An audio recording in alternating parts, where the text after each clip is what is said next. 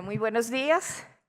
Muchas gracias por esta posibilidad de dirigirme a representantes destacados del sector transporte en el marco de la movilidad sostenible, tal vez el mayor reto de todo el sector a esta altura de la historia de la humanidad y frente a un tema estructural, orgánico del planeta, que es el cambio climático.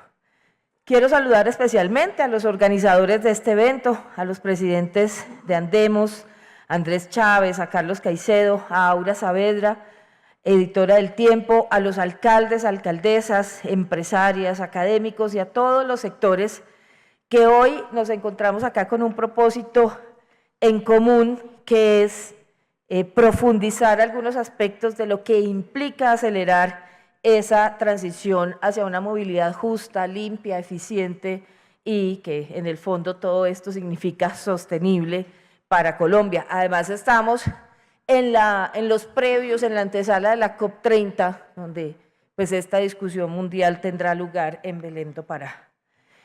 Colombia está en un punto de inflexión que es muy importante. La movilidad sostenible no es ese discurso que hace unos años lo veíamos como un tema en el futuro, con unas metas en el futuro, sino que ya es una urgencia del día de hoy.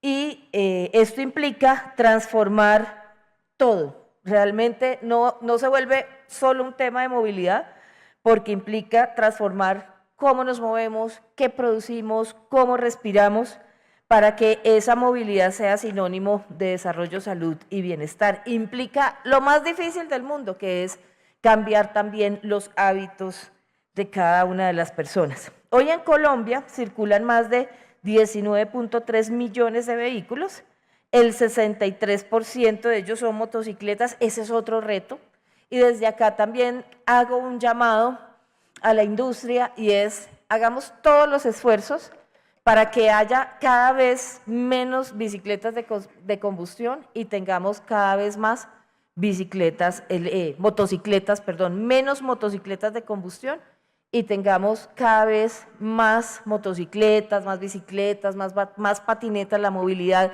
individual también es importante.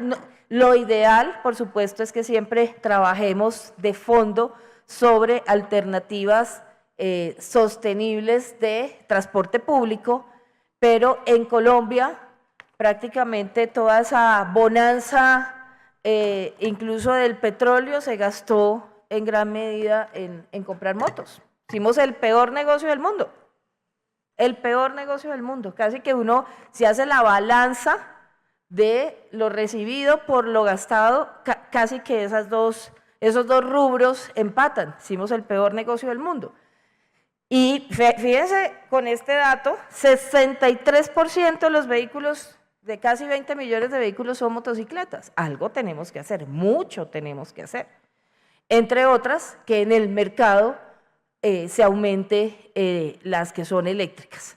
Y en materia de seguridad vial, pues los desafíos son enormes, porque además ahí es donde se marcan las cifras que desmejoran todos los indicadores de seguridad vial, pero lo peor, que es el factor que hace que muera más gente en Colombia en siniestros viales.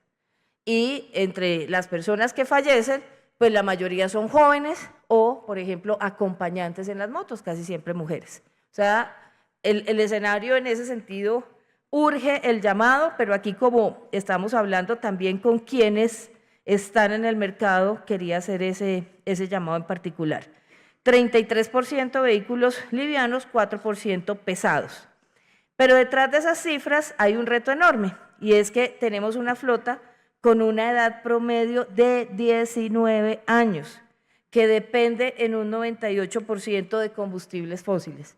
Un avance muy importante que hicimos con el decreto de carga, que lo hicieron realmente los transportadores, las bases transportadoras del país. Era un compromiso que surgió a partir del paro del año pasado y que quedó como un avance muy importante, es mejorar las condiciones en que se pueda hacer la reposición de vehículos de carga y generar los incentivos para que eso se dé. Y quedó pues con la nomenclatura del decreto 1017 de 2025.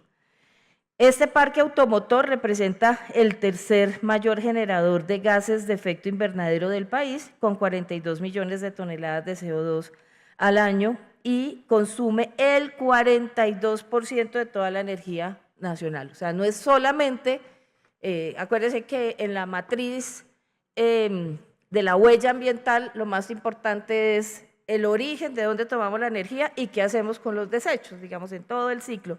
Y acá el tema tiene una afectación en el origen, pero también en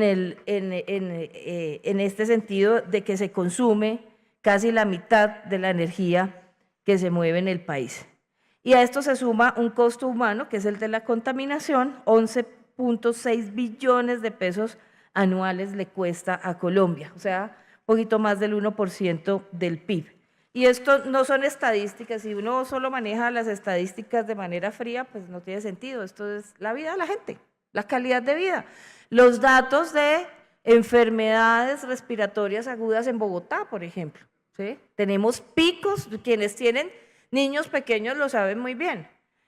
Hay picos en Bogotá en que todos los niños se enferman, prácticamente, se congestionan los consultorios y eso debería ser la principal preocupación de una sociedad. Entonces, estos retos de esta transición apuntan a eso, a mejorar la manera en que la gente vive su existencia. Y por eso en el gobierno del presidente Gustavo Petro se asumieron compromisos muy ambiciosos. Reducir en 51% las emisiones para 2030, alcanzar la carbono neutralidad en 2050 y disminuir en 40% el carbono negro frente a 2014. Y desde el Ministerio de Transporte pues estamos trabajando 24/7 en esos objetivos. Una de las acciones concretas es a través de este Fondo para la Promoción de Ascenso Tecnológico, el FOPAT, que se creó con la Ley 2169 de 2021, que es meta también del Plan de Desarrollo y que se reglamentó en el 2024, para impulsar la renovación de flotas y la modernización del transporte público. En este momento, bueno, hay 4 subcuentas estratégicas: tema de taxis eléctricos y sostenibles, carga liviana y pesada y apoyo a sistemas de transporte público cofinanciados por la Nación. Y a través de ese FOPAT, pues logramos que haya un catalizador de esas inversiones para la transición energética. En este momento estamos con una convocatoria para la renovación de taxis eléctricos. Entonces, ¿en qué se traduce el FOPAT? Básicamente en 2 cosas. Una, quisiéramos que tuviera más fuerza, pero ha sido también muy difícil que las contrapartes, que son los gobiernos locales, le metan tanto entusiasmo como necesitamos. Pero tiene básicamente un componente que es el gran gancho, el atractivo, que es que se cofinancia el cambio de ese vehículo. El propietario de taxi, a gasolina, a diésel, que se quiere pasar a eléctrico, va a recibir o 34,5 millones de pesos o el 30% del valor de su vehículo. Y ese es un incentivo muy importante a la hora de tomar esa decisión de mejorar el vehículo en cuanto a emisiones. Y él tiene otros componentes que es sobre infraestructura de recarga y que ahí es donde no hemos encontrado, digamos, como tanto eco para que vayamos generando ese tipo de soluciones. Eso se está dejando, entiendo yo, un poco al mercado, ¿cierto? Se le entrega algún emprendimiento que dé garantías, unos lotes y que ellos desarrollen. Entonces no se está invirtiendo mucho en el tema de infraestructura de recarga, pero tiene ese componente el FOPAT. Gracias a la ley 2294 del 2023 podemos hacer la financiación de sistemas públicos de transporte sostenibles y de los proyectos férreos adicionalmente. Entonces estamos hablando de decisiones concretas para modalidades de transporte que se comprometen con 0 emisiones y con mucho menos huella en el desarrollo de la infraestructura. Y comienzan a verse los resultados. A septiembre de 2025, Colombia registra más de 31.000 vehículos eléctricos, 20.000 de 2 y 3 ruedas y 165.000 híbridos. Hemos cumplido el 75% de la meta anual. Esto es un avance histórico que, por eso decía yo al principio, esto de la movilidad sostenible o eléctrica ya está acá. No es el futuro, ya es parte del presente. Pero la movilidad sostenible no es solo eléctrica, también tiene que ser activa, incluyente, humana, tiene que ser con seguridad para las mujeres en la infraestructura de transporte, en fin, todos estos aspectos. Fortalecemos la micromovilidad con un enfoque de género y territorial, lo que siempre hemos dicho. Una cosa es Bogotá, otra cosa un corregimiento en el Amazonas, que garantice que hombres, mujeres, jóvenes y perna, donde ya no es sostenible hacia futuro pensar en un modelo de sociedad que funciona a partir de los combustibles fósiles. La transición ya llegó, es necesaria, es inminente. Y como gobierno del cambio reafirmamos ese compromiso, vamos a seguir tomando medidas, haciendo inversiones en la medida pues, de nuestro marco fiscal, pero siempre orientadas hacia ese objetivo.